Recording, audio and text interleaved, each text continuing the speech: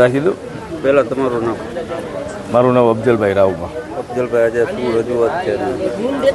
રજૂઆત અમારી જે છે એ અમે કોર્ટ સમક્ષ ને કલેક્ટર સાહેબ સમક્ષ ઓલરેડી મૂકી દીધી એક વખત. અમે આજે આવ્યા હી 29 તારીખની હેરિંગનો જે જવાબ લેખિત દેવાનો હતો એના માટે. એમાં અમારા વકીલ મારફત જે જવાબ તૈયાર કરવામાં આવ્યો છે એ જવાબ અમે અત્યારે સબમિટ કરીને દેવાના છે. ખાસ તો અત્યારે તમે અહીંયા આવ્યા છો, જંગલેશ્વરમાં પણ કોંગ્રેસને લાગીને આવેદન હતું અને વિરોધ પણ નોંધાવવામાં આવ્યો હતો. શું માંગ છે તમારી? માંગ અમારી એક જ છે. અમે અહીંયા છેલ્લા જે સ્થાનિકોની જે વસાહતો રહી એ 70 થી 75 વર્ષથી છે. ભૂતકાળના દિવસોમાં અને ઘણા એવા કેસીસની અંદર સરકારશ્રી દ્વારા આવી ઘણી જગ્યાએ રેગ્યુલાઇઝ કરી દેવામાં આવી છે.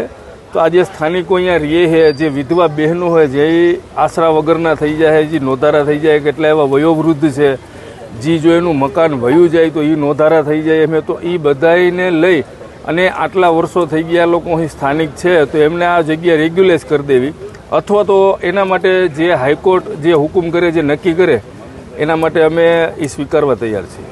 મોદી સાહેબ પણ હમણાં આવવાના છે, તો તમે એમને મળશો? તમને લાગે એવું છે કે તંત્ર મોદી સાહેબને એમને મળવા દેશે?